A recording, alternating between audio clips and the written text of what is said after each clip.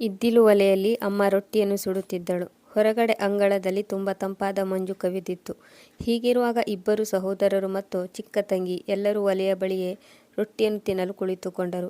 ಆಗ ದೊಡ್ಡ ಮಗ ರಾಜು ಹೇಳಿದನು, ಸಾಕಮ್ಮ, ನನಗೆ ಹಸಿವಿಲ್ಲ, ಮತ್ತೆ ರೊಟ್ಟಿ ಮಾಡಬೇಡ.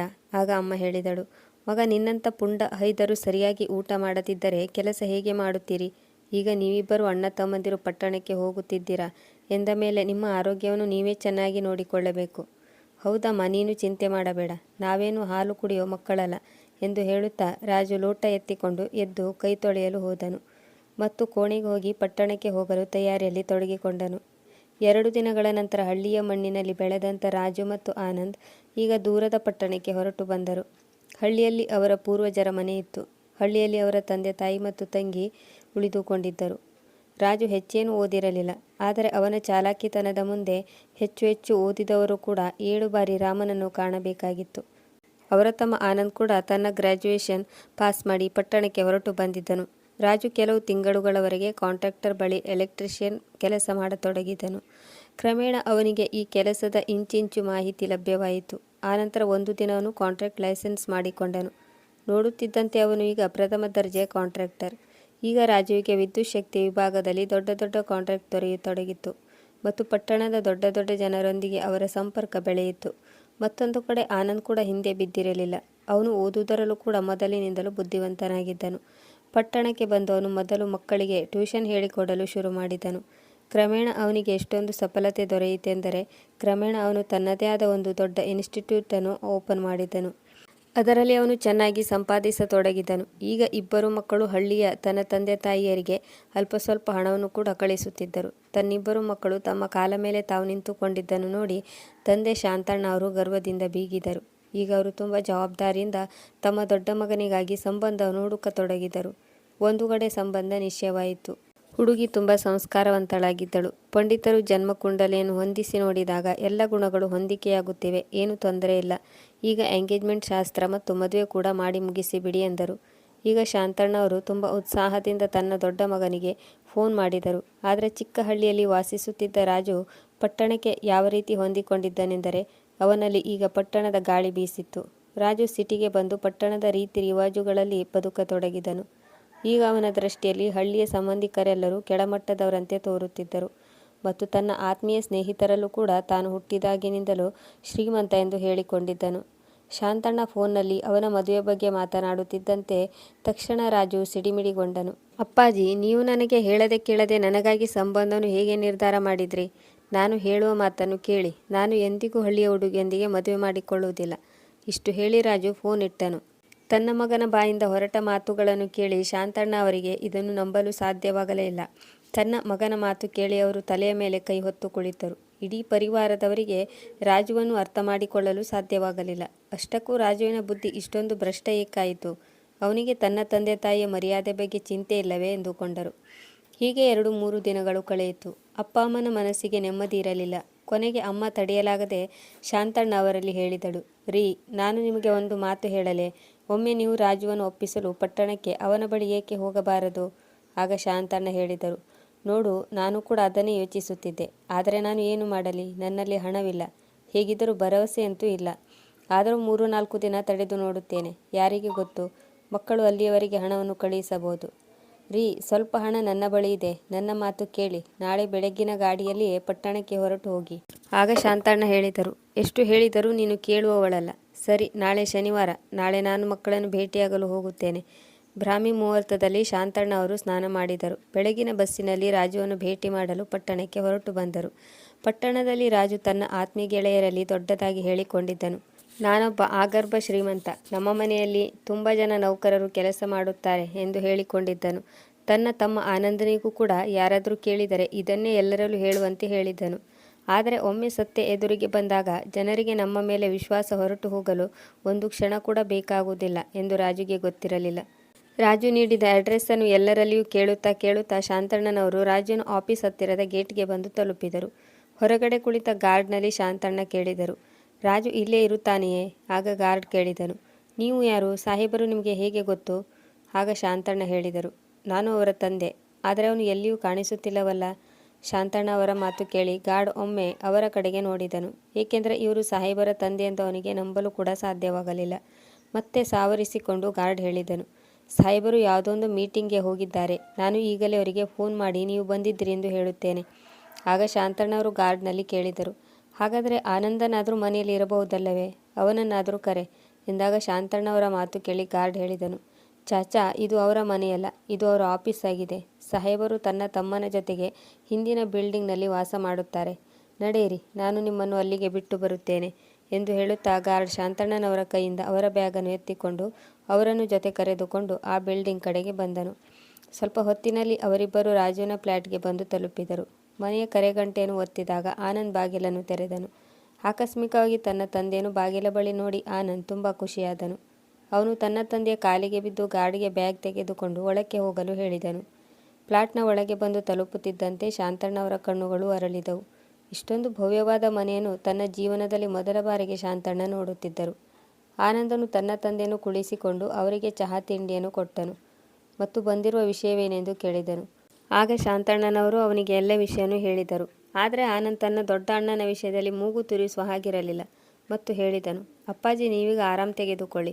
ಮತ್ತೊಂದು ಕಡೆ ಶಾಂತಣ್ಣವರು ಮನೆಯಲ್ಲಿರುವ ಒಂದೊಂದು ವಸ್ತುವನ್ನು ತುಂಬ ಆಸಕ್ತಿಯಿಂದ ದಿಟ್ಟಿಸತೊಡಗಿದರು ಮತ್ತು ಬೇರೆ ಬೇರೆ ವಸ್ತುಗಳನ್ನು ಎತ್ತಿಕೊಂಡು ಹೇಳಿದರು, ಮಗ, ಇವೆಲ್ಲವೂ ತುಂಬ ಬೆಲೆ ಬಾಳುತ್ತದೆಯಲ್ಲವೇ? ಆಗ ಆನಂದನು ನಗುತ್ತಾ ಹೇಳಿದನು, ಅಪ್ಪಾಜಿ, ಇಲ್ಲ, ಇದು ಅಷ್ಟೊಂದು ಬೆಲೆ ಬಾಳುವುದಿಲ್ಲ. ರಾತ್ರಿ 8 ಗಂಟೆಯಾಗಿತ್ತು. ಆಗ ಶಾಂತಣ್ಣವರು ಆನಂದ್ನಲ್ಲಿ ಕೇಳಿದರು, ರಾಜು ಇಲ್ಲಿಯವರೆಗೆ ಮನೆಗೇಕೆ ಬಂದಿಲ್ಲ?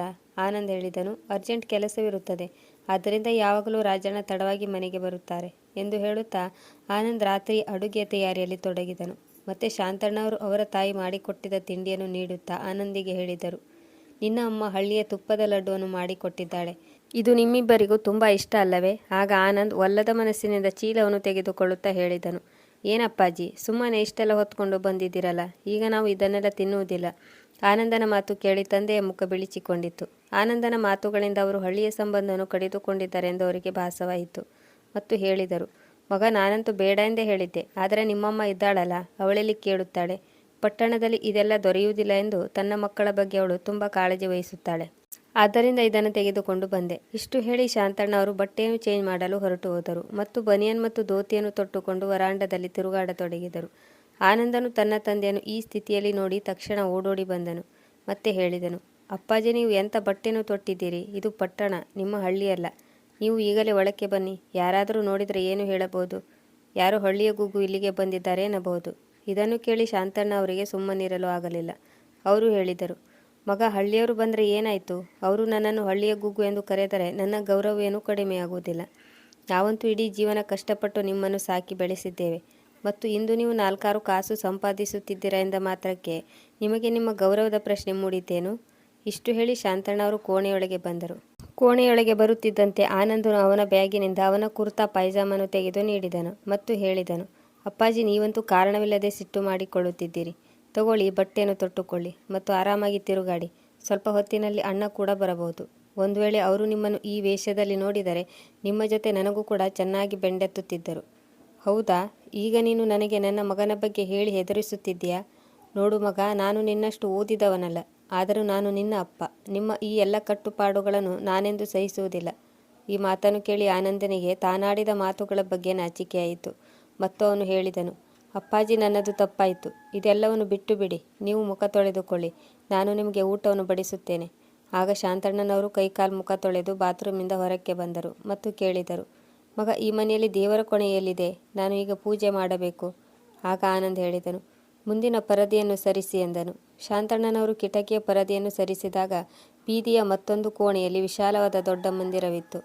ಅದನ್ನು ನೋಡಿ ಶಾಂತಣ್ಣ ಅವರು ಕೇಳಿದರು, ಮಗ, ನೀವು ಮನೆಯಲ್ಲಿ ಪೂಜೆ ಪುನಸ್ಕಾರ ಮಾಡುವುದಿಲ್ಲವೇ? ಇಲ್ಲ ಅಪ್ಪಾಜಿ, ನಾವು ಇಲ್ಲಿಂದಲೇ ಕೈ ಮುಗಿಯುತ್ತೇವೆ. ನಮಗೆ ದೇವರ ಪೂಜೆ ಮಾಡುವಷ್ಟು ಸಮಯ ದೊರೆಯುವುದಿಲ್ಲ. ಆಗ ಶಾಂತಣ್ಣ ಕೇಳಿದರು, ಚಿಕ್ಕವರಿರುವಾಗಿನಿಂದಲೂ ನಾವು ನಿಮಗೆ ಇದನ್ನೇ ಹೇಳಿಕೊಟ್ಟಿದ್ದೇವೇನು? ಬೆಳಿಗ್ಗೆ ಎದ್ದು ಸ್ನಾನ ಮಾಡಿ ಎಲ್ಲಕ್ಕೂ ಮೊದಲು ಭಗವಂತನ ಪೂಜೆ ಮಾಡಬೇಕು ಎಂದು ಹೇಳಿಕೊಟ್ಟಿದ್ದೆವು. ಆದರೆ ಪಟ್ಟಣಕ್ಕೆ ಬಂದು ನಿಮ್ಮ ಬುದ್ಧಿಯೆಲ್ಲ ಕೆಟ್ಟು ಹೋಗಿದೆ. ಆ ಸಮಯದಲ್ಲಿ ಆನಂದನು ಫ್ರಿಜ್ಜಿನ ಬಾಗಿಲನ್ನು ತೆರೆದಾಗ ದೂರದಿಂದಲೇ ಶಾಂತಣ್ಣ ಅವರಿಗೆ ಮೊಟ್ಟೆ ಇರುವುದು ಕಾಣಿಸಿತು. ಅದೇ ಸಮಯದಲ್ಲಿ ಅವರ ಬಾಯಿಂದ ಉದ್ಗಾರ ಮೂಡಿತು, ಹೇ ಭಗವಂತ, ಈಗ ನೀವು ಮೊಟ್ಟೆ ಕೂಡ ತಿನ್ನುತ್ತಿದ್ದೀರೇನು? ಹಾಗೆಂದ ಮೇಲೆ ನಾನು ಈ ಮನೆಯಲ್ಲಿ ಒಂದು ತುತ್ತನ್ನು ಕೂಡ ಸೇವನೆ ಮಾಡುವುದಿಲ್ಲ ಎಂದಾಗ ಆನಂದ್ ತುಂಬ ಚಿಂತೆಗೊಳಗಾದನು. ತಕ್ಷಣ ಬೇಗ ಬೇಗ ಮೊಟ್ಟೆಯನ್ನು ಎತ್ತಿ ಹೊರಕ್ಕೆ ಎಸೆದನು. ಮತ್ತೆ ತುಂಬ ಚೆನ್ನಾಗಿ ಕೈಕಾಲು ಮುಖ ತೊಳೆದುಕೊಂಡು ಬಂದನು ಮತ್ತು ಹೇಳಿದನು, ಅಪ್ಪಾಜಿ, ನಾನು ಅವೆಲ್ಲವನ್ನು ಹೊರಗೆ ಎಸೆದಿದ್ದೇನೆ. ಈಗಲಾದರೂ ಊಟ ಮಾಡ್ತಿರಲ್ಲ. ಆಗ ಶಾಂತಣ್ಣ ಹೇಳಿದರು, ನೀವು ಪಟ್ಟಣಕ್ಕೆ ಬಂದು ನಿಮ್ಮ ಮರ್ಯಾದೆನೇ ಮರೆತು ಬಿಟ್ಟಿದ್ದೀರಿ. ತಮ್ಮ ತಮ್ಮ ಧರ್ಮದ ಸಂಸ್ಕಾರವನ್ನು ಉಳಿಸಿಕೊಳ್ಳುವುದು ಒಳ್ಳೆಯ ಮನುಷ್ಯನಾದವನ ಕರ್ತವ್ಯ. ಈಗ ರಾತ್ರಿ 10 ಗಂಟೆಯಾಗಿತ್ತು. ಆದರೆ ರಾಜು ಇಲ್ಲಿಯವರೆಗೂ ಮನೆಗೆ ಬಂದಿರಲಿಲ್ಲ. ಶಾಂತಣ್ಣ ಅವರ ಬಗ್ಗೆ ಕೇಳಿದಾಗ ಆನಂದ್ ಹೇಳಿದನು, ಅಪ್ಪಾಜಿ, ಅಣ್ಣ ಒಮ್ಮೊಮ್ಮೆ 2 ಗಂಟೆಯಾದರೂ ಆಫೀಸ್ನಲ್ಲೇ ಉಳಿಯುತ್ತಾರೆ.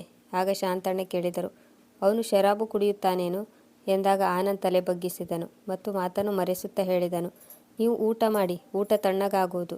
ನೀವು ಟೇಬಲ್ ಮೇಲೆ ಊಟ ಮಾಡುತ್ತೀರೋ ಅಥವಾ ಚಾಪೆ ಮೇಲೆ? ಆಗ ಶಾಂತಣ್ಣ ಹೇಳಿದರು, ಮಗ, ತುಂಬ ದಿನಗಳ ನಂತರ ಮಕ್ಕಳನ್ನು ಭೇಟಿಯಾಗುತ್ತಿದ್ದೇನೆ. ಎಲ್ಲರೂ ಒಟ್ಟಿಗೆ ಕುಳಿತು ಊಟ ಮಾಡಬಹುದು ಎಂದು ಅಂದುಕೊಂಡಿದ್ದೆ. ಆದರೆ ನಿನ್ನ ಅಣ್ಣನಿಗಂತೂ ತನ್ನ ತಂದೆಯನ್ನು ಭೇಟಿಯಾಗಲು ಪುರುಸೊತ್ತಿಲ್ಲ. ನನಗೆ ಅಡುಗೆ ಮನೆಯಲ್ಲಿ ಚಾಪೆ ಹಾಕು, ನಾನು ಅಲ್ಲಿಯೇ ಕುಳಿತು 1-2 ತುತ್ತು ತಿನ್ನುತ್ತೇನೆ. ಆಗ ಆನಂದನು ಅಡುಗೆ ಮನೆಯಲ್ಲಿ ಚಾಪೆಯನ್ನು ಹಾಕಿ ತನ್ನ ತಂದೆಗೆ ಬಿಸಿ ಬಿಸಿ ಊಟವನ್ನು ಬಡಿಸಿದನು. ಮತ್ತೆ ಶಾಂತಣ್ಣ ಹೇಳಿದರು, ನೀನು ಇಷ್ಟಾದರೂ ಕಲ್ತಿದ್ದೀಯಲ್ಲ? ಹೌದು ಅಪ್ಪಾಜಿ, ನಾನು ಅಡುಗೆಯನ್ನು ಚೆನ್ನಾಗಿ ಮಾಡುತ್ತೇನೆ. ಆಗ ಶಾಂತಣ್ಣ ಹೇಳಿದರು, ಆನಂದ್, ನನಗೆ ಫೋನ್ ಮಾಡಿ ಕೊಡು, ನಾನು ರಾಜುನೊಂದಿಗೆ ಮಾತನಾಡಬೇಕು.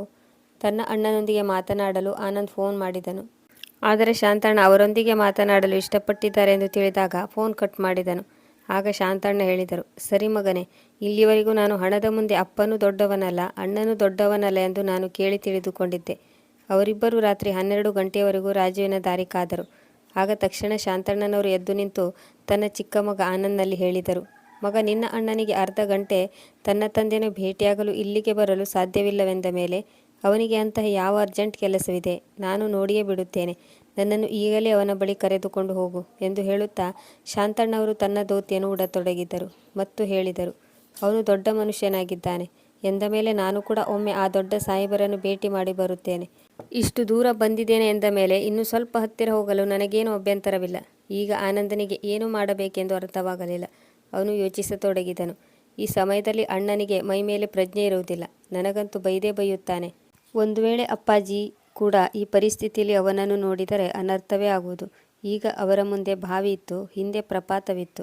ಮುಂದೆ ಹೋಗಬೇಕೋ ಹಿಂದೆ ಸಾಗಬೇಕೋ ಎಂದು ಆನಂದನಿಗೆ ಅರ್ಥವಾಗಲಿಲ್ಲ. ಕೊನೆಗೆ ಅವನು ತನ್ನ ತಂದೆಯನ್ನು ಕರೆದುಕೊಂಡು ಅಣ್ಣನ ಆಫೀಸ್ ಬಳಿ ಬಂದು ತಲುಪಿದನು. ಆಫೀಸ್ ಬಳಿ ತಲುಪಿದವನೇ ಅಪ್ಪಾಜಿಯವರಲ್ಲಿ ಹೇಳಿದನು, ಅಪ್ಪಾಜಿ, ನೀವು ಅಣ್ಣನಿಗೆ ಏನು ಹೇಳಬೇಡಿ. ಇಲ್ಲವೆಂದಲ್ಲಿ ಇಂದು ತುಂಬ ದೊಡ್ಡ ಗಲಾಟೆಯಾಗಬಹುದು. ಹೇಗಿದ್ದರೂ ಸರಾಯಿ ನಶೆಯಲ್ಲಿ ತೇಲುವವರ ಜೊತೆ ಜಗಳಕ್ಕಿಳಿಯುವುದು ನಿಮ್ಮ ಗೌರವಕ್ಕೆ ಧಕ್ಕೆ ಬರುತ್ತದೆ. ಈಗ ನಿಮ್ಮ ಮರ್ಯಾದೆ ನಿಮ್ಮ ಕೈಯಲ್ಲಿದೆ. ಆದರೆ ಶಾಂತಣ್ಣನವರಿಗೆ ಆನಂದ್ ಇದೆಲ್ಲವನ್ನು ಏಕೆ ಹೇಳುತ್ತಿದ್ದಾನೆಂದು ಅರ್ಥವಾಗಲಿಲ್ಲ. ನಾನೇನು ಅಪರಿಚಿತನೇ ಅಥವಾ ಹೊರಗಡೆಯವನೇ ಎಂದು ಹೇಳುತ್ತಾ ಶಾಂತಣ್ಣನವರು ಬಾಗಿಲನ್ನು ಬಡಿದರು.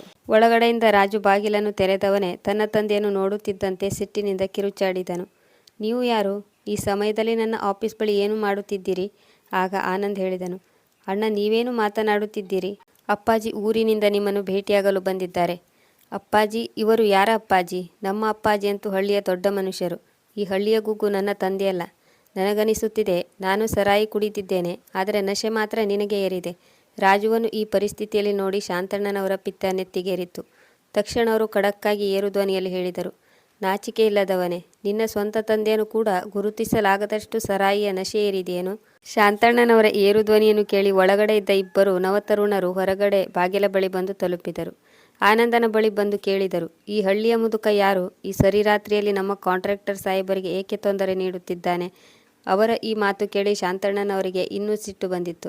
ತಕ್ಷಣ ಅವರು ಹೇಳಿದರು, ನಿಮ್ಮ ತಂದೆ ತಾಯಿಗಳು ದೊಡ್ಡವರೊಂದಿಗೆ ಇದೇ ರೀತಿ ಮಾತನಾಡಲು ಕಲಿಸಿದ್ದಾರೇನು? ನಿಮ್ಮ ತಂದೆ ಸಮನಾದ ವ್ಯಕ್ತಿಯೊಂದಿಗೆ ಈ ರೀತಿ ಭಾಷೆಯನ್ನು ಬಳಸಿ ಮಾತನಾಡುತ್ತೀರೇನು? ನಾನು ನಿಮ್ಮ ಬಗ್ಗೆ ಏನು ಹೇಳಲಿ?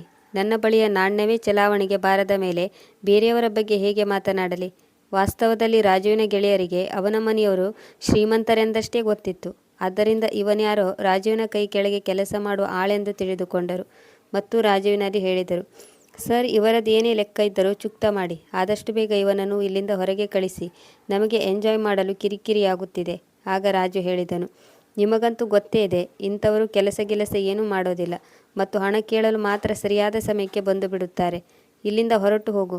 ಇದನ್ನು ಕೇಳಿ ಶಾಂತಣ್ಣನವರ ಕೋಪ ನೆತ್ತಿಗೇರಿ ಕಣ್ಣು ಕೆಂಪಾಯಿತು ಮತ್ತು ಹೇಳಿದರು, ನಾಲಾಯಕ್, ಮರ್ಯಾದೆ ಬಿಟ್ಟು ಮಾತನಾಡುವುದಕ್ಕೂ ಒಂದು ಮಿತಿ ಇರಬೇಕು. 4 ಕಾಸು ಬಂತೆಂದು ನಿನ್ನ ಯೋಗ್ಯತೆ ಏನೆಂದು ಮರೆತು ಬಿಟ್ಟಿಯೇನು? ಶಾಂತಣ್ಣ ಹೀಗೆ ಹೇಳುತ್ತಿದ್ದಂತೆ ರಾಜು ಸಿಟ್ಟಿನಿಂದ ಕುದಿಯುತ್ತಾ ಒಳಗೆ ಓಡಿದನು. 500 ರೂಪಾಯಿಯ ನೋಟಿನ 2 ಕಟ್ಟುಗಳನ್ನು ಆನಂದನ ಕೈಯಲ್ಲಿಟ್ಟು ಹೇಳಿದನು. ತೆಗೆದುಕೋ ಇದನ್ನು. ಇವರನ್ನು ನನ್ನ ಕಣ್ಣೆದುರಿಂದ ಬೇಗ ಕರೆದುಕೊಂಡು ಹೋಗು ಎಂದು ಹೇಳಿ ಅವನು ಬಾಗಿಲನ್ನು ಹಾಕಿಕೊಳ್ಳುತ್ತಿದ್ದಂತೆಯೇ ಶಾಂತಣ್ಣನವರು ರಾಜುವಿನ ಕೊರಳಪಟ್ಟಿಯನ್ನು ಹಿಡಿದು ಹೇಳಿದರು. ನಿನ್ನ ಆಸೆ ಹುಟ್ಟಿಸುವ ಈ ಅಹಂಕಾರದ ನೋಟುಗಳಿಗೆ ನನ್ನ ಧಿಕ್ಕಾರವಿರಲಿ. ನೀನು ದೊಡ್ಡ ಮನುಷ್ಯನಂತೂ ಆದೆ. ಆದರೆ ಒಂದು ಮಾತನ್ನು ಕಿವಿಗೊಟ್ಟು ಕೇಳು. ಇಂದಿನಿಂದ ನೀನು ನನ್ನ ಮಗನೂ ಅಲ್ಲ, ನಾನು ನಿನ್ನ ತಂದೆಯೂ ಅಲ್ಲ ಎಂದು ಹೇಳುತ್ತಾ ಶಾಂತಣ್ಣನವರು ಆನಂದನ ಕೈಯಿಂದ ನೋಟಿನ ಕಟ್ಟುಗಳನ್ನು ಕಿತ್ತುಕೊಂಡು ರಾಜುವಿನ ಮುಖದ ಮೇಲೆ ಎಸೆದು ಸೀದಾ ಫ್ಲ್ಯಾಟ್ ಕಡೆಗೆ ಹೊರಟು ಬಂದರು. ಆನಂದ್ ಕೂಡ ಅವರ ಹಿಂದೆ ನಡೆದುಕೊಂಡು ಬಂದನು. ಬಂದವರೇ ತನ್ನ ಎಲ್ಲ ಸಾಮಾನುಗಳನ್ನು ಪ್ಯಾಕ್ ಮಾಡಿಕೊಂಡು ಮಗನಿಗೆ ಹೇಳಿದರು. ಸಾಕು ಆನಂದ್, ಸಾಕು. ಇಷ್ಟೆಲ್ಲ ನಡೆದ ಮೇಲೆ ನಾನು ಈ ನರಕದಲ್ಲಿ ಒಂದು ಕ್ಷಣವೂ ಇರಲು ಸಾಧ್ಯವಿಲ್ಲ. ಆಗ ಆನಂದ್ ಹೇಳಿದನು, ಅಪ್ಪಾಜಿ, ಇದೇ ಕಾರಣಕ್ಕಾಗಿ ನಾನು ನಿಮ್ಮನ್ನು ಅಲ್ಲಿಗೆ ಹೋಗಬೇಡ ಎಂದು ಹೇಳಿದ್ದೆ. ಅಣ್ಣನಿಗೆ ದೊಡ್ಡ ದೊಡ್ಡ ಸೊಸೈಟಿಯ ಜನರ ಸಹವಾಸದಲ್ಲಿರುವುದು ಎಂದರೆ ತುಂಬ ಇಷ್ಟ. ಹಣ ಎಂತಹ ಒಳ್ಳೆಯ ಮನುಷ್ಯರನ್ನು ಕೂಡ ಬದಲಾಗುವಂತೆ ಮಾಡುತ್ತದೆ. ಆದರೆ ಅಪ್ಪಾಜಿ, ನೀವು ಈ ಸಮಯದಲ್ಲಿ ಮನೆಗೆ ಮರಳಬೇಡಿ. ಬೆಳಗಾಗುತ್ತಿದ್ದಂತೆ ನಾನು ನಿಮ್ಮನ್ನು ಬಸ್ ಹತ್ತಿಸುತ್ತೇನೆ. ಈಗ ಶಾಂತಣ್ಣನವರಿಗೆ ಸ್ವತಃ ತಮ್ಮ ಮೇಲೆ ತಮಗೆ ಕೋಪ ಬರತೊಡಗಿತ್ತು. ಅಷ್ಟಕ್ಕೂ ತಾನು ಇಲ್ಲಿಗೇಕೆ ಬಂದೆ? ನಾನು ಹಳ್ಳಿಗೆ ಹೋಗಿ ನನ್ನ ಹೆಂಡತಿಗೆ ಏನು ಉತ್ತರ ನೀಡಲಿ? ಇದನ್ನು ಯೋಚಿಸಿ ಶಾಂತಣ್ಣನವರು ಬಿಕ್ಕಿ ಬಿಕ್ಕಿ ಅಳತೊಡಗಿದರು. ಆಗ ಆನಂದನು ತನ್ನ ತಂದೆಯನ್ನು ಸಮಾಧಾನಪಡಿಸುತ್ತಾ ಹೇಳಿದನು, ಅಪ್ಪಾಜಿ, ವ್ಯಕ್ತಿ ಸರಾಯಿ ಕುಡಿದ ನಂತರ ತನ್ನ ವಿವೇಕವನ್ನು ಕಳೆದುಕೊಳ್ಳುವನು. ನೀವು ನೋಡುತ್ತೀರಿ, ಅಣ್ಣನಿಗೆ ತನ್ನ ತಪ್ಪಿನ ಅರಿವಾಗುವುದು. ಆಗ ಶಾಂತಣ್ಣ ಹೇಳಿದರು, ಇಂದಿನಿಂದ ನನಗೂ ಮತ್ತು ರಾಜುವಿಗೂ ಇರುವ ಸಂಬಂಧ ಮುಗಿದು ಹೋಯಿತು. ನೀನು ಹೇಳಿದೆ ಎಂದು ನಾನು ರಾತ್ರಿ ಇಲ್ಲಿಯೇ ಉಳಿದುಕೊಳ್ಳುತ್ತೇನೆ. ಆನಂದ್, ಬೆಳಗಾಗುತ್ತಿದ್ದಂತೆ ನನ್ನನ್ನು 6 ಗಂಟೆ ಬಸ್ಸಿನಲ್ಲಿ ಕಳುಹಿಸಿಕೊಡು. ಆಗ ಆನಂದ್, ಸರಿ ಅಪ್ಪ ಎಂದು ಹೇಳುತ್ತಾ ಈ ರಾತ್ರಿ ಉಳಿಯಲು ಒಪ್ಪಿಕೊಂಡಿರಲ್ಲ. ಬೆಳಗಾಗುವವರೆಗೆ ಅವರ ಕೋಪ ತಣ್ಣಗಾದರೂ ಆಗಬಹುದು ಎಂದುಕೊಂಡನು. ಮತ್ತು ಸ್ವಲ್ಪ ಹೊತ್ತಿನಲ್ಲಿ ಅವರಿಬ್ಬರು ನಿದ್ದೆಗೆ ಜಾರಿದರು. ಇಡೀ ರಾತ್ರಿ ಶಾಂತಣ್ಣನವರ ಕಣ್ಣಿಗೆ ನಿದ್ದೆ ಹತ್ತಲಿಲ್ಲ. ಬೆಳಿಗ್ಗೆ 5 ಗಂಟೆಗೆ ಕಾಲಿಂಗ್ ಬೆಲ್ ಆಗುತ್ತಿದ್ದಂತೆ ಆನಂದ್ ಎಚ್ಚರವಾದ. ಬಾಗಿಲು ತೆರೆದಾಗ ರಾಜು ಬಾಗಿಲ ಬಳಿ ನಿಂತಿದ್ದನು. ರಾಜು ನೇರವಾಗಿ ಒಳಗೆ ಬಂದನು. ಶಾಂತಣ್ಣನವರು ಮೊದಲೇ ನಿದ್ದೆಯಿಂದ ಎದ್ದಿದ್ದರು ಮತ್ತು ಅವರು ಕೈಕಾಲು ಮುಖ ತೊಳೆದುಕೊಂಡು ತಮ್ಮ ಹಳ್ಳಿಗೆ ಹೋಗುವ ತಯಾರಿಯಲ್ಲಿ ಇದ್ದರು. ಅಪ್ಪಾಜಿ ಎಲ್ಲಿದ್ದಾರೆ ಎಂದು ರಾಜು ಆನಂದ್ನಲ್ಲಿ ಕೇಳಿದನು. ಆಗ ಆನಂದ್ ಹೇಳಿದ, ಅಣ್ಣ, ನಿನ್ನೆ ನೀವು ಅಪ್ಪಾಜಿಯೊಂದಿಗೆ ನಡೆದುಕೊಂಡ ರೀತಿಗೆ ಅವರು ಇನ್ನೂ ಇಲ್ಲಿಯೇ ಉಳಿಯುತ್ತಾರೆ ಎಂದು ನೀನು ಅಂದುಕೊಂಡಿಯೇನು? ಅವರು ಹಳ್ಳಿಗೆ ಮರಳಲು ತಯಾರಿ ನಡೆಸಿದ್ದಾರೆ. ಆಗ ರಾಜು ಹೇಳಿದ, ಆನಂದ್, ನಾನು ನಿನ್ನೆ ಸರಾಯಿ ನಶೆಯಲ್ಲಿ ಅಪ್ಪನಿಗೆ ಏನೇನು ಹೇಳಿದೆನೋ ಗೊತ್ತಿಲ್ಲ. ನಾನು ಆ ರೀತಿ ಮಾಡಬಾರದಾಗಿತ್ತು. ಅಪ್ಪಾಜಿಯೊಂದಿಗೆ ಯಾವ ಮುಖ ಹೊತ್ತು ಮಾತನಾಡಲಿ ನನಗೊಂದು ಅರ್ಥವಾಗುತ್ತಿಲ್ಲ. ಆಗ ಆನಂದ್ ಹೇಳಿದನು, ಅಪ್ಪಾಜಿ ಬಂದಿದ್ದಾರೆಂದು ತಿಳಿದ ಮೇಲೂ ಕೂಡ ನೀನು ಅಷ್ಟೊಂದು ಸರಾಯಿ ಕುಡಿಯುವ ಅವಶ್ಯಕತೆ ಏನಿತ್ತು? ಅಪ್ಪಾಜಿ ಮೊದಲ ಬಾರಿಗೆ ಇಲ್ಲಿಗೆ ಬಂದಿದ್ದಾರೆ. ನೀನು ಅವರನ್ನು ಇಷ್ಟೊಂದು ಅವಮಾನಿಸಿದೆಯಲ್ಲ. ಆಗ ರಾಜು ಹೇಳಿದನು, ನಾನು ಏನು ಹೇಳಿದೆ ಮತ್ತು ರಾತ್ರಿ ಏನು ನಡೆಯಿತೆಂದು ನನಗೆ ಪೂರ್ಣ ನೆನಪು ಕೂಡ ಇಲ್ಲ. ನನಗೆ ನನ್ನ ಮೇಲೆ ಪ್ರಜ್ಞೆ ಇರಲಿಲ್ಲ. ಆಗ ಆನಂದ್ ಹೇಳಿದನು, ಅಣ್ಣ, ನಿಮ್ಮ ಜೊತೆಗಿದ್ದವರು ಕೂಡ ಅಪ್ಪನೊಂದಿಗೆ ತುಂಬ ಕೆಟ್ಟದಾಗಿ ನಡೆದುಕೊಂಡರು. ನನಗಂತೂ ನಿಮ್ಮ ಹವ್ಯಾಸಗಳ ಬಗ್ಗೆ ಗೊತ್ತು. ಆದರೆ ಅಪ್ಪಾಜಿಯವರಿಗೆ ಇದೆಲ್ಲ ಗೊತ್ತಿರಲಿಲ್ಲ. ಈಗ ಶಾಂತಣ್ಣನವರು ಪೂಜೆಯನ್ನು ಮುಗಿಸಿ ಹೊರಗಡೆ ಬರುತ್ತಿದ್ದರು. ಆಗ ರಾಜು ಅವರ ಮುಂದೆ ಬಂದು ಅವರ ಕಾಲಿಗೆ ಬಿದ್ದು ನಮಸ್ಕರಿಸಿದನು. ಆಗ ಶಾಂತಣ್ಣನವರು ರಾಜುವನ್ನು ಕೋಪದಿಂದ ದಿಟ್ಟಿಸುತ್ತಾ ಹೇಳಿದರು, ನೀವು ಯಾರು? ನಿಮ್ಮನ್ನು ನಾನು ಗುರುತಿಸಲಿಲ್ಲ. ಇದನ್ನು ಕೇಳಿ ರಾಜುವಿನ ಮುಖ ನಾಚಿಕೆಯಿಂದ ಕಪ್ಪಿಟ್ಟಿತ್ತು. ಅವನು ತನ್ನ ತಂದೆಯ ಕಾಲನ್ನು ಹಿಡಿದುಕೊಂಡನು ಮತ್ತು ಹೇಳಿದನು, ಅಪ್ಪಾಜಿ, ನಿನ್ನೆ ರಾತ್ರಿ ನನ್ನ ಜೀವನದಲ್ಲಿ ನಾನು ಮಾಡಬಾರದ ದೊಡ್ಡ ತಪ್ಪು ಮಾಡಿದ್ದೇನೆ. ನಿಮಗೆ ಏನೇನು ಕೆಟ್ಟದಾಗಿ ಮಾತನಾಡಿದೆನೋ ನನಗೇನು ಗೊತ್ತಿಲ್ಲ. ಅದರಿಂದ ನಾನು ನಿಮ್ಮಲ್ಲಿ ಕ್ಷಮೆ ಕೇಳಲು ಬಂದಿದ್ದೇನೆ. ಆಗ ಶಾಂತಣ್ಣ ಹೇಳಿದರು, ಕಾಂಟ್ರಾಕ್ಟರ್ ರಾಜು, ನಿನಗೆ ನಿನ್ನ ಹಣದ ಬಗ್ಗೆ ತುಂಬ ಅಹಂಕಾರವಿದೆಯಲ್ಲವೇ? ನಿನ್ನೆ ರಾತ್ರಿಯೇ ನಿನ್ನ ತಂದೆ ಶಾಂತಣ್ಣ ನಿನ್ನ ಪಾಲಿಗೆ ಸತ್ತು ಹೋಗಿದ್ದಾರೆ ಅಂದುಕೋ. ಇಂದಿನಿಂದ ನನಗೂ ನಿನಗೂ ಯಾವುದೇ ಸಂಬಂಧವಿಲ್ಲ. ನಾನೊಬ್ಬ ಬಡವ ಹೌದು, ಆದರೆ ನಾನು ನಿನ್ನಂತಹ ಸರಾಯಿ ಕುಡುಕನಿಗಿಂತ ಹೆಚ್ಚು ಪಟ್ಟು ಮರ್ಯಾದೆ ಉಳಿಸಿಕೊಂಡಿದ್ದೇನೆ. ನಾಲಾಯಕ್, ನನ್ನ ಎದುರುಗಡೆ ನಿಲ್ಲಬೇಡ, ಹೊರಟು ಹೋಗು. ಇಂದಿನಿಂದ ನನಗೆ ಕೇವಲ ಒಬ್ಬನೇ ಮಗನಿದ್ದಾನೆ. ಇಂತಹ ನಾಲಾಯಕ್ ಮಕ್ಕಳು ಇದ್ದರೂ ಒಂದೇ, ಇರದೇ ಇದ್ದರೂ ಕೂಡ ಒಂದೇ. ಶಾಂತಣ್ಣನವರು ಕಠೋರವಾಗಿ ಏನೋ ಮಾತನಾಡುತ್ತಿದ್ದರು. ಆದರೆ ಆ ಮಾತಿನಲ್ಲೂ ಕೂಡ ರಾಜು ತನ್ನ ಮಗನೆಂದೇ ಹೇಳುತ್ತಿರುವುದು ತೋರುತ್ತಿತ್ತು. ನಂತರ ರಾಜು ತನ್ನ ತಂದೆಯ ಕಾಲಿಗೆ ಬೀಳುತ್ತಾ ಹೇಳಿದನು, ಅಪ್ಪಾಜಿ, ನೀವು ನಿಮ್ಮ ಈ ನಾಲಾಯಕ್ ಮಗನಿಗೆ ಒಮ್ಮೆ ಬದಲಾಗುವ ಕೊನೆಯ ಒಂದು ಅವಕಾಶವನ್ನು ನೀಡಿ. ಒಂದು ವೇಳೆ ಮತ್ತೆಂದಾದರೂ ಇನ್ನು ಮುಂದೆ ನಾನು ಇದೇ ರೀತಿ ನಡೆದುಕೊಂಡರೆ ನಿಮ್ಮ ಚಪ್ಪಲಿಗೆ ನನ್ನ ತಲೆ ಕೊಡುತ್ತೇನೆ. ಆನಂದ್ ಈ ಮಾತಿಗೆ ಸಾಕ್ಷಿಯಾಗಿದ್ದಾನೆ. ಇಂದು ರಾಜು ತನ್ನ ತಂದೆಯ ಮುಂದೆ ಯಾವ ರೀತಿ ತಲೆ ತಗ್ಗಿಸಿ ನಿಂತುಕೊಂಡಿದ್ದನೆಂದರೆ, ತಾನು ತನ್ನ ತಂದೆಯ ಆಜ್ಞೆಯನ್ನು ಪಾಲಿಸುವ ಪುತ್ರನಂತೆ, ಇಲ್ಲಿಯವರೆಗೂ ಅವನಂತಹ ಪುತ್ರ ಹುಟ್ಟೇ ಇಲ್ಲ ಎನ್ನುವಂತೆ ನಿಂತುಕೊಂಡಿದ್ದನು. ಶಾಂತಣ್ಣನವರು ಚಹಾ ಕುಡಿದರು ಮತ್ತು ಆನಂದನಲ್ಲಿ ಕೇಳಿದರು, ಆನಂದ್, ನಿಜ ಹೇಳು, ಈ ರೂಮ್ ಯಾರದು? ಆಗ ಆನಂದ್ ಹೇಳಿದನು, ಈ ರೂಮನ್ನು ನಾನು ಬಾಡಿಗೆಗೆ ತೆಗೆದುಕೊಂಡಿದ್ದೇನೆ. ಅಣ್ಣನು ಹೆಚ್ಚು ಕಡಿಮೆ ಯಾವಾಗಲೂ ಕೆಲಸದ ಮೇಲೆ ಹೊರಗಡೆ ಇರುತ್ತಾನೆ. ಆಗ ಶಾಂತಣ್ಣ ಹೇಳಿದರು, ಸರಿ, ಹಾಗಾದರೆ ನಾನು ಇಂದು ಮನೆಗೆ ಮರಳಿ ಹೋಗುವುದಿಲ್ಲ. ಈ ನಾಚಿಕೆ ಇಲ್ಲದವನಿಗೆ ಮನೆಯ ಮರ್ಯಾದೆ ಬಗ್ಗೆ ಕಿಂಚಿತ್ತೂ ಕಾಳಜಿ ಇಲ್ಲ. ನಾನು ಇಂದೇ ಮನೆಗೆ ಮರಳಿ ಹೋದರೆ ಮನೆಯ ಅಕ್ಕಪಕ್ಕದವರಿಗೆ ಏನು ಉತ್ತರ ಕೊಡಲಿ? ಆನಂದನು ತನ್ನ ತಂದೆಯ ಈ ಮಾತನ್ನು ಕೇಳಿ ತುಂಬ ಖುಷಿಯಾದನು. ಅವನಿಗೆ ಗೊತ್ತಿತ್ತು, ಸಮಯ ಕಳೆದಂತೆ ತಂದೆಯವರಿಗೆ ರಾಜಣ್ಣನ ಮೇಲಿನ ಕೋಪ ಕೂಡ ತಣ್ಣಗಾಗುವುದು ಎಂದು. ರಾಜು ಸುಮ್ಮನೆ ಮತ್ತೊಂದು ರೂಮಿಗೆ ಹೋದನು. ಆನಂದನು ಸ್ನಾನ ಮಾಡಿ ಎಲ್ಲರಿಗೂ ತಿಂಡಿ ರೆಡಿ ಮಾಡಿದನು. ಆದರೆ ರಾಜುವಿಗೆ ತಂದೆ ಮುಂದೆ ಕುಳಿತು ತಿಂಡಿ ತಿನ್ನುವ ಧೈರ್ಯ ಬರಲಿಲ್ಲ. ಆಗ ಆನಂದ್ ಬೇಕಂತಲೇ ರಾಜುವನ್ನು ಕರೆಯುತ್ತಾ ಹೇಳಿದನು, ಅಣ್ಣ, ತಿಂಡಿ ತಯಾರಾಗಿದೆ, ಅಪ್ಪಾಜಿ ನಿಮಗಾಗಿ ಕಾಯುತ್ತಿದ್ದಾರೆ ಎಂದಾಗ ರಾಜು ಸುಮ್ಮನೆ ತಲೆ ತಗ್ಗಿಸಿಕೊಂಡು ಶಾಂತಣ್ಣನವರ ಮುಂದೆ ಬಂದು ಕುಳಿತನು ಮತ್ತು ತಿಂಡಿ ತಿನ್ನತೊಡಗಿದನು. ಇಂದು 3 ಜನರು ಒಟ್ಟಿಗೆ ಕುಳಿತು ತಿಂಡಿ ತಿಂದರು. ಆನಂದ್ ಕೂಡ ಇಂದು ರಜೆಯನ್ನು ತೆಗೆದುಕೊಂಡಿದ್ದನು. ರಾಜು ಆಫೀಸಿಗೆ ಹೊರಟು ಹೋದ ಮೇಲೆ ಅವನು ತಂದೆಯವರನ್ನು ಹೊರಗಡೆ ಸುತ್ತಾಡಲು ಕರೆದುಕೊಂಡು ಹೋದನು. ಅಮ್ಮ ಮತ್ತು ತಂಗಿಗಾಗಿ ಬಟ್ಟೆಯನ್ನು ಖರೀದಿಸಿ ಮರಳಿ ಮನೆಗೆ ಬಂದನು. ಆದರೆ ಅವರು ಮನೆಗೆ ಮರಳುತ್ತಿದ್ದಂತೆ ಶಾಂತಣ್ಣನವರು ತುಂಬ ಅಚ್ಚರಿಗೊಂಡರು. ಏಕೆಂದರೆ ಇಂದು ರಾಜು ಮಧ್ಯಾಹ್ನದ ಊಟದ ವ್ಯವಸ್ಥೆಯನ್ನು ಸ್ವತಃ ಅವನೇ ಮಾಡಿದ್ದನು. ಅವನು ಆಫೀಸ್ನಿಂದ ಬೇಗ ಮನೆಗೆ ಬಂದಿದ್ದನು. ಶಾಂತಣ್ಣನವರು ಇದನ್ನೆಲ್ಲ ನೋಡಿ, ಒಬ್ಬ ಸರಾಯಿ ಕುಡುಕ ಇಷ್ಟು ಬೇಗ ಹೇಗೆ ಬದಲಾದನು ಎಂದುಕೊಳ್ಳುತ್ತಾ ಹಾಲ್ ಕಡೆಗೆ ಬಂದಾಗ ಸೋಫಾದಲ್ಲಿ 2 ಯುವಕರು ಕುಳಿತಿದ್ದರು. ಇವರು ಹಿಂದಿನ ರಾತ್ರಿ ಕೆಟ್ಟದಾಗಿ ಮಾತನಾಡಿದ ಅದೇ ಯುವಕರಾಗಿದ್ದರು.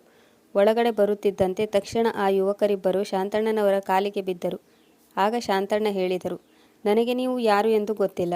ಆಗ ಅವರಿಬ್ಬರು ತಲೆ ತಗ್ಗಿಸಿಕೊಂಡು ಕ್ಷೀಣ ಸ್ವರದಲ್ಲಿ ಹೇಳಿದರು, ಅಂಕಲ್, ನಾವು ರಾಜುವಿನ ಗೆಳೆಯರು. ನಿನ್ನೆ ರಾತ್ರಿ ನಮ್ಮಿಬ್ಬರಿಂದ ದೊಡ್ಡ ತಪ್ಪಾಗಿದೆ. ಅದಕ್ಕಾಗಿ ನಾವು ಕ್ಷಮೆ ಕೇಳಲು ನಿಮ್ಮಲ್ಲಿಗೆ ಬಂದಿದ್ದೇವೆ. ನೀವು ನಮಗೆ ತಂದೆಯ ಸಮಾನರು. ನಮ್ಮನ್ನು ದಯವಿಟ್ಟು ಕ್ಷಮಿಸಿ. ಆಗ ಶಾಂತಣ್ಣನವರು ಖಡಕ್ಕಾಗಿ ಹೇಳಿದರು, ಇದನ್ನು ನೀವು ನಿನ್ನೆ ಕೆಟ್ಟದಾಗಿ ಮಾತನಾಡುವ ಮೊದಲೇ ಯೋಚಿಸಬೇಕಿತ್ತು. ಒಂದು ವೇಳೆ ನಾನು ನಿಮ್ಮ ಗೆಳೆಯನ ತಂದೆ ಆಗಿರದೆ ಬೇರೆ ಯಾರೋ ವಯಸ್ಸಾದ ಮುದುಕನಾಗಿದ್ದರೆ ಅವನೊಂದಿಗೂ ಕೂಡ ಹೀಗೆ ನಡೆದುಕೊಳ್ಳುತ್ತಿದ್ದಿರೇನು? ನಿಮಗೆ ನಿಮ್ಮ ತಂದೆ ತಾಯಿಗಳು ಇದೇ ಸಂಸ್ಕಾರ ಮತ್ತು ಶಿಕ್ಷಣವನ್ನು ಕೊಟ್ಟಿದ್ದಾರೇನು ಎಂದಾಗ ಆ 2 ಯುವಕರಿಗೆ ತಾವು ಎಜುಕೇಟೆಡ್ ಆಗಿದ್ದರೂ ಕೂಡ ಸಂಸ್ಕಾರಹೀನರಾಗಿದ್ದೇವೆ ಎಂದು ನಾಚಿಕೆಯಾಯಿತು. ನಂತರ ಹೇಳಿದರು, ಅಂಕಲ್, ಎಲ್ಲ ತಪ್ಪು ನಮ್ಮದೇ ಎಂದು ನಮಗೆ ಗೊತ್ತು. ವಾಸ್ತವದಲ್ಲಿ ನಿನ್ನೆ ನಮ್ಮ ಗೆಳೆಯ ರಾಜುಗೆ 5 ಕೋಟಿ ಮೌಲ್ಯದ ಕಾಂಟ್ರಾಕ್ಟ್ ದೊರೆತಿತ್ತು. ಅದರಿಂದ ನಾವೆಲ್ಲ ಸೇರಿ ಪಾರ್ಟಿಯನ್ನು ಮಾಡೋಣ ಎಂದುಕೊಂಡಿದ್ದೆವು. ನಿನ್ನೆ ನಾವು ಸರಾಯಿ ಕುಡಿದು ಮಾಡಿದ ತಪ್ಪಿಗೆ ನಮ್ಮನ್ನು ಕ್ಷಮಿಸಿಬಿಡಿ. ಭವಿಷ್ಯದಲ್ಲಿ ನಾವೆಂದಿಗೂ ಈ ರೀತಿ ಮಾಡುವುದಿಲ್ಲ. ಆಗ ಶಾಂತಣ್ಣನವರು ಅವರಿಗೆಲ್ಲ ಎಚ್ಚರಿಕೆ ನೀಡುವ ಸ್ವರದಲ್ಲಿ ಹೇಳಿದರು, ಸರಿ, ಆದರೆ ಇನ್ನು ಮುಂದೆ ಎಂದೂ ಆ ರೀತಿ ಮಾಡಬಾರದು. ನಿಮಗಿಂತ ದೊಡ್ಡವರನ್ನು ಗೌರವ ಹಾಗೂ ಮರ್ಯಾದೆಯಿಂದ ನೋಡಿಕೊಂಡರೆ 5 ಕೋಟಿ ಏನು, 50 ಕೋಟಿಯ ಕಾಂಟ್ರಾಕ್ಟ್ ಕೂಡ ನಿಮಗೆ ದೊರೆಯುವುದು. ಒಂದು ವೇಳೆ ಹಣವಿದೆ ಎಂದು ಅಹಂಕಾರದಿಂದ ದೊಡ್ಡವರನ್ನು ಗೌರವದಿಂದ ನಡೆಸಿಕೊಳ್ಳದೆ ಅವರನ್ನು ಅಪಮಾನಿಸಿದರೆ ಎಷ್ಟೇ ದೊಡ್ಡ ಮನುಷ್ಯನು ಕೂಡ ಕೊನೆಗೆ ಭಿಕ್ಷೆ ಬೇಡುವ ಹಂತವನ್ನು ತಲುಪಿದ್ದನ್ನು ಕೂಡ ನಾವು ನಮ್ಮ ಕಣ್ಣ ಮುಂದೆ ನೋಡಿದ್ದೇವೆ. ಕ್ಷಮೆ ಕೇಳಿ ಅವರು ಹೊರ ಹೋಗುತ್ತಿದ್ದಂತೆ ಶಾಂತಣ್ಣ ಹೇಳಿದರು, ನಾನು ಹೇಳಿದ ಮಾತನ್ನು ತಪ್ಪಾಗಿ ತಿಳಿದುಕೊಳ್ಳಬೇಡಿ. ನೀವಿಬ್ಬರು ಒಳ್ಳೆಯ ಸಂಸ್ಕಾರವಂತ ಪರಿವಾರದಿಂದ ಬಂದವರಾಗೆ ಕಾಣುತ್ತಿದ್ದೀರಿ. ಈ ನಶೆಯ ಚಟವನ್ನು ಬಿಟ್ಟು ಬಿಡಿ. ಇದರಲ್ಲಿ ನಶೆಯನ್ನು ಬಿಟ್ಟರೆ ಬೇರೇನೂ ಇಲ್ಲ. ಸರಿ ಅಂಕಲ್ ಎಂದು ಹೇಳಿ ಅವರಿಬ್ಬರು ಶಾಂತಣ್ಣನವರಿಗೆ ಮತ್ತೊಮ್ಮೆ ನಮಸ್ಕರಿಸಿ ಹೊರಟು ಹೋದರು. ರಾಜು ಎಲ್ಲರಿಗೂ ಊಟವನ್ನು ಬಡಿಸಿದನು. ರಾಜು ಈಗ ಎಷ್ಟು ತನ್ನ ತಂದೆಯ ಹತ್ತಿರ ಬರುತ್ತಿದ್ದನೋ ಅಷ್ಟು ಶಾಂತಣ್ಣನವರಿಗೆ ತನ್ನ ಮಗನ ಮೇಲಿನ ದ್ವೇಷ ಕಡಿಮೆಯಾಗತೊಡಗಿತ್ತು. ಶಾಂತಣ್ಣನವರು ಊಟ ಮಾಡಲು ಕುಳಿತುಕೊಳ್ಳುತ್ತಿದ್ದಂತೆ ಕೇಳಿದರು, ಈ ಅಡುಗೆಯನ್ನು ಯಾರು ಮಾಡಿದರು? ಆಗ ಆನಂದ್ ಹೇಳಿದನು, ಏಕೆ ಅಪ್ಪಾಜಿ, ಊಟ ಚೆನ್ನಾಗಿಲ್ಲವೇ? ಆದರೆ ರಾಜು ಈಗಲೂ ಕೂಡ ಮೌನವಾಗಿದ್ದನು. ಅವನ ಮತ್ತೊಂದು ತಪ್ಪನ್ನು ಕೂಡ ಅಪ್ಪಾಜಿ ಸದ್ಯದಲ್ಲೇ ಕಂಡು ಹಿಡಿಯುತ್ತಾರೆ ಎಂದು ಅಂದುಕೊಂಡನು. ಆಗ ಶಾಂತಣ್ಣ ಹೇಳಿದರು, ಊಟ ತುಂಬ ಚೆನ್ನಾಗಿದೆ. ನೀನು ಈ ರೀತಿಯ ಅಡುಗೆಯನ್ನು ಎಂದೂ ಮಾಡಲು ಸಾಧ್ಯವಿಲ್ಲ. ಏಕೆಂದರೆ ಈ ಅಡುಗೆ ಯಾವುದೋ ಸಂಸ್ಕಾರವಂತ ಮಹಿಳೆ ಕೈಯಿಂದ ಮಾಡಿದ ಅಡುಗೆಯಂತಿದೆ. ಇದನ್ನು ಕೇಳಿ ರಾಜು ಹೈರಾಣಾದನು. ಈ ವಿಷಯ ಅಪ್ಪಾಜಿಗೆ ಹೇಗೆ ಗೊತ್ತಾಯಿತು ಎಂದು ಯೋಚಿಸುತ್ತಿರುವಾಗ ಆನಂದ್ ಕೇಳಿದನು, ಅಪ್ಪಾಜಿ, ರಾತ್ರಿಯ ಊಟ ಕೂಡ ಚೆನ್ನಾಗಿರಲಿಲ್ಲವೇ ಎಂದಾಗ ಶಾಂತಣ್ಣ ಹೇಳಿದರು, ಚೆನ್ನಾಗಿತ್ತು, ಆದರೆ ಇಷ್ಟೊಂದು ಚೆನ್ನಾಗಿರಲಿಲ್ಲ. ಆಗ ಎಲ್ಲರೂ ಊಟ ಮಾಡಿ ಮುಗಿಸಿದ ಮೇಲೆ ರಾಜು ಧೈರ್ಯ ತಂದುಕೊಂಡು ಇಲ್ಲಿಯವರೆಗಿನ ಅತಿ ದೊಡ್ಡ ರಹಸ್ಯವನ್ನು ತನ್ನ ತಂದೆಯ ಮುಂದೆ ತೆರೆದಿಟ್ಟನು. ಅವರ ಮುಂದೆ ಚಡಪಡಿಸುತ್ತಾ ಹೇಳಿದನು, ಅಪ್ಪಾಜಿ, ನೀವು ಸರಿಯಾಗಿ ಗುರುತಿಸಿದ್ರಿ. ಈ ಅಡುಗೆಯನ್ನು ನಾವು ಮಾಡಿಲ್ಲ, ಬದಲಾಗಿ ಭವಿಷ್ಯದಲ್ಲಿ ನಿಮ್ಮ ಸೊಸೆಯಾಗುವ ಹುಡುಗಿ ಮಾಡಿದ್ದಾಳೆ. ಇದು ಶಾಂತಣ್ಣನವರಿಗೆ ರಾಜು ಜೋಕ್ ಮಾಡುತ್ತಿರುವಂತೆ ಅನ್ನಿಸಿತು. ಮತ್ತೆ ಅವರು ಹೇಳಿದರು, ಹೌದು, ಇಂದಿನ ದಿನಗಳಲ್ಲಿ ಮಕ್ಕಳು ಹೀಗೆ ಮಾಡುತ್ತಾರೆ. ಯಾರಿಗೂ ತಿಳಿಯದೆ ಸುಮ್ಮನೆ ಮದುವೆ ಮಾಡಿಕೊಳ್ಳುತ್ತಾರೆ. ಅಪ್ಪ ಅಮ್ಮ ಅಜ್ಜಿ ತಾತ ಆದ ಮೇಲೆ ಅವರಿಗೆ ವಿಷಯ ತಿಳಿಯುತ್ತದೆ. ಶಾಂತಣ್ಣ ಹೀಗೆ ಹೇಳುತ್ತಿದ್ದಂತೆ ರಾಜುಗೆ ಸ್ವಲ್ಪ ಧೈರ್ಯ ಬಂದಿತ್ತು. ರಾಜು ಮುಂದುವರಿಸಿದನು, ಇಲ್ಲ ಅಪ್ಪಾಜಿ, ನಾವು ಅಲ್ಲಿವರೆಗೂ ಮುಂದುವರಿದಿಲ್ಲ. ಆದರೆ ನಾನು ನಿಮಗಾಗಿ ಅವಶ್ಯವಿರುವ ಸೊಸೆಯನ್ನು ಹುಡುಕಿದ್ದೇನೆ. ನೀವು ಒಪ್ಪಿಗೆ ಕೊಟ್ಟರೆ ನಾನು ನಿಮ್ಮ ಭಾವಿ ಸೊಸೆಯೊಂದಿಗೆ ಭೇಟಿ ಮಾಡಿಸುತ್ತೇನೆ. ಪಕ್ಕದಲ್ಲಿ ಅವಳ ಚಿಕ್ಕಪ್ಪನ ಮನೆ ಇದೆ. ಕಳೆದ 4-5 ತಿಂಗಳಿಂದ ಅವಳು ಇಲ್ಲೇ ಇರುತ್ತಾಳೆ. ಹೇಗಿದ್ದರೂ ಅವಳು ಹಳ್ಳಿಯ ಹುಡುಗಿಯಾಗಿದ್ದಾಳೆ. ಅವಳ ಅಣ್ಣಂದಿರೊಂದಿಗೆ ನೀವು ಇಂದು ಭೇಟಿಯಾಗಿದ್ದೀರಿ ಎನ್ನುತ್ತಿದ್ದಂತೆ ಶಾಂತಣ್ಣನವರು ತಮ್ಮ ಕೋಪವನ್ನು ತೋರಿಸುತ್ತಾ ಹೇಳಿದರು. ನಿಮಗೆ ಇಷ್ಟ ಬಂದ ಹಾಗೆ ನೀವು ಮಾಡುತ್ತೀರಲ್ಲವೇ? ಇದರಲ್ಲಿ ನಿಮ್ಮ ಅಪ್ಪ ಅಮ್ಮನ ಒಪ್ಪಿಗೆ ಇದ್ದರೆಷ್ಟು ಬಿಟ್ಟರೆಷ್ಟು? ಅವರು ಕೂಡ ಇದೇ ರೀತಿಯ ಜನರೊಂದಿಗೆ ಸಂಬಂಧ ಬೆಳೆಸಿರಬೇಕು ಎಂದಾಗ ಆನಂದ್ ಹೇಳಿದನು. ಅಪ್ಪಾಜಿ, ನೀವು ಅಣ್ಣನಿಗೆ ಸಂಬಂಧ ಹುಡುಕುವ ಬಗ್ಗೆ ಮಾತನಾಡುತ್ತಿದ್ರಿ. ಅಂದಮೇಲೆ ಒಂದು ಬಾರಿ ನೋಡಿಬಿಡಿ. ನಿಮಗೆ ಇಷ್ಟವಾದರೂ ಆಗಬಹುದು, ಯಾರಿಗೆ ಗೊತ್ತು? ಶಾಂತಣ್ಣನವರಿಗೆ ಈ ಮಾತು ಸರಿ ಅನಿಸಿತು. ಮನದಲ್ಲೇ ಯೋಚಿಸಿ, ಇಂದಿನ ಮಕ್ಕಳ ಮೇಲೆ ಭರವಸೆ ಇಡಲು ಸಾಧ್ಯವಿಲ್ಲ. ಒಂದು ವೇಳೆ ನಾನು ಬೇಡ ಎಂದು ಹೇಳಿದರೂ ಕೂಡ ಆಮೇಲೆ ಅದೇ ಹುಡುಗಿಯೊಂದಿಗೆ ಮದುವೆ ಮಾಡಿಕೊಂಡರೆ ಏನು ಗತಿ? ಕೊನೆಗೆ ನಮ್ಮ ಮರ್ಯಾದೆಯೇ ಹೋಗುವುದು. ಆಗ ಶಾಂತಣ್ಣ ಹೇಳಿದರು, ಮೊದಲು ಇವನಿಗೆ ಹೇಳು, ಇಬ್ಬರ ಜನ್ಮಕುಂಡಲಿಯನ್ನು ಹೊಂದಿಸಲು ಹೇಳು, ನಂತರ ಮಾತು ಮುಂದುವರಿಯುವುದು. ಆದರೆ ಅವಳ ಅಣ್ಣ ಇಂಥ ಸರಾಯಿ ಕುಡುಕನನ್ನು ನೋಡಿದ ಮೇಲೂ ತನ್ನ ತಂಗಿಯನ್ನು ಇಂಥವನೊಡನೆ ಮದುವೆ ಮಾಡುತ್ತಿದ್ದಾನೆ. ಅದು ಅವನ ಇಷ್ಟ. ಇಲ್ಲಿಯವರೆಗೆ ಉಸಿರು ಬಿಗಿ ಹಿಡಿದು ಕುಳಿತಿದ್ದ ರಾಜು ತಕ್ಷಣ ನಿರಾಳವಾಗಿ ಹುಡುಗಿಯ ಫೋಟೋವನ್ನು ತನ್ನ ತಂದೆಗೆ ತೋರಿಸಿದನು. ಆಗ ಶಾಂತಣ್ಣನವರಿಗೆ ಹುಡುಗಿ ಪರಿಚಿತಳಂತೆ ಕಂಡಳು. ಹುಡುಗಿಯ ಬಗ್ಗೆ ಎಲ್ಲವನ್ನೂ ತಿಳಿದುಕೊಂಡ ಮೇಲೆ ಶಾಂತಣ್ಣನವರ ಸಂತೋಷಕ್ಕೆ ಪಾರವೇ ಇರಲಿಲ್ಲ. ಏಕೆಂದರೆ ವಾಸ್ತವದಲ್ಲಿ ಶಾಂತಣ್ಣನವರು ಸಂಯೋಗದಿಂದ ರಾಜುವಿಗಾಗಿ ಇದೇ ಹುಡುಗಿಯ ಸಂಬಂಧವನ್ನು ನಿರ್ಧರಿಸಲು ಇಲ್ಲಿಗೆ ಬಂದಿದ್ದರು. ಕಳೆದ 1 ವಾರದಿಂದ ಅವರು ಇದೇ ಸಂಬಂಧಕ್ಕಾಗಿ ತುಂಬ ಚಿಂತೆಗೊಳಗಾಗಿದ್ದರು. ಮನೆಯ ಕಲುಷಿತ ವಾತಾವರಣವು ಆಕಸ್ಮಿಕವಾಗಿ ಖುಷಿಯ ವಾತಾವರಣವಾಗಿ ಮಾರ್ಪಟ್ಟಿತ್ತು. ಮದುವೆ ತಯಾರಿಯ ಮುಂದಿನ ಎಲ್ಲ ಮಾತುಕತೆಯನ್ನು ನಾನೇ ಮುಂದುವರಿಸುತ್ತೇನೆ ಎಂದು ಶಾಂತಣ್ಣನವರು ತುಂಬ ಖುಷಿಯಿಂದ ತಮ್ಮ ಹಳ್ಳಿಯ ಕಡೆಗೆ ಹೊರಟು ಬಂದರು.